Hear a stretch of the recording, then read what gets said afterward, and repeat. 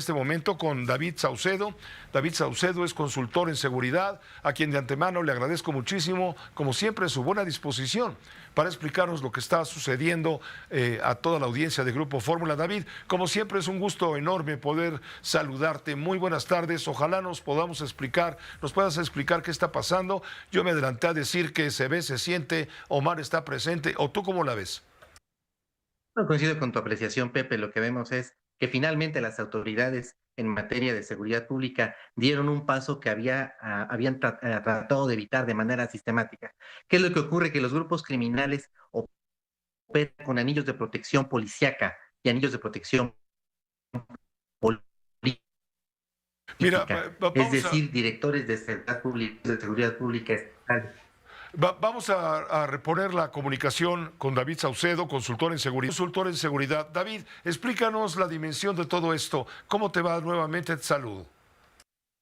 Pepe, con todo gusto. En efecto, lo que ocurre es que en varios estados del país los grupos criminales actúan de la mano de las autoridades locales, es decir, con el respaldo de los directores de seguridad pública municipales, los secretarios de seguridad pública estatales y también con el respaldo de los gobernadores. Seguramente recordarás un caso muy conocido en su momento, conocido popularmente como el Michoacanazo, que se trató más o menos de lo mismo, es decir, tratar de romper con los anillos de protección política y policial con los que cuentan los grupos del crimen organizado.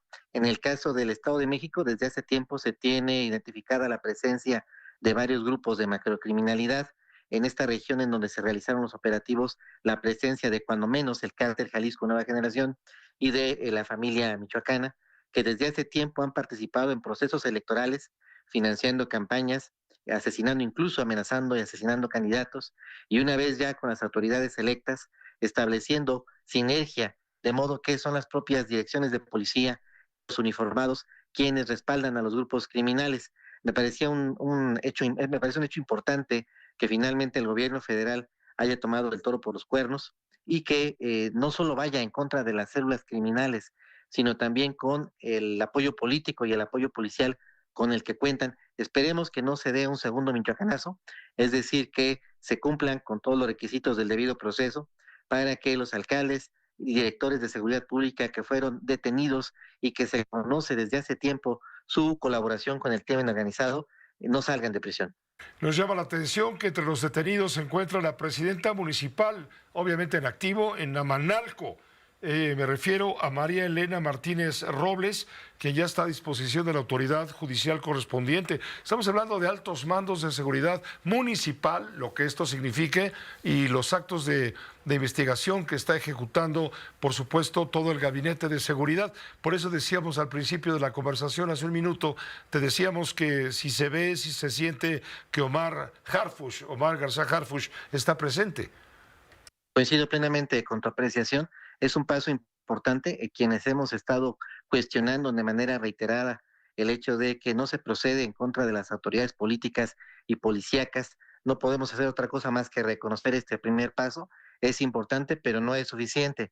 El siguiente consiste en la captura de los fiscales estatales, secretarios de seguridad pública estatales y también, ¿por qué no decirlo?, los gobernadores de los cuales se tiene conocimiento de que recibieron financiamiento negro en sus respectivas campañas políticas y que están en cargos de alta responsabilidad, teniendo además una serie de brindando beneficios y respaldo a grupos criminales. El abanico de gobernadores coludidos con el narco cada vez es más grande.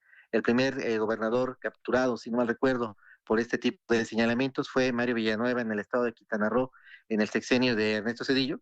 Actualmente hay gobernadores en funciones que están en esta misma circunstancia.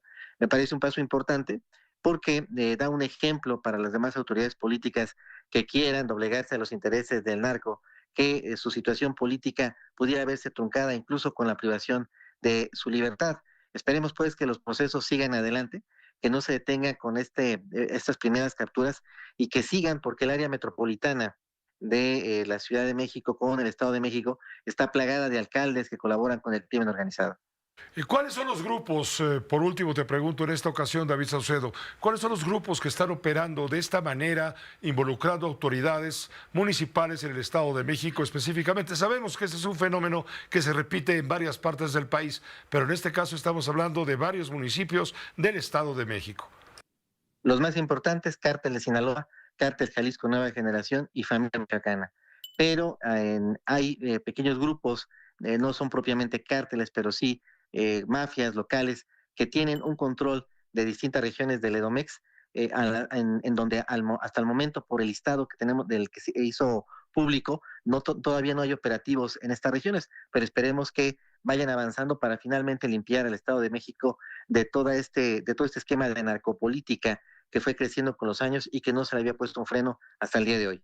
Te agradezco muchísimo, David Saucedo, como siempre, tu disposición para informarnos y comentar. Gracias a ti, Pepe. Te mando un abrazo. Un abrazo muy fuerte. Gracias, David Saucedo, consultor en materia de seguridad. ¿Qué está pasando en la México-Querétaro? Ya son 2 días.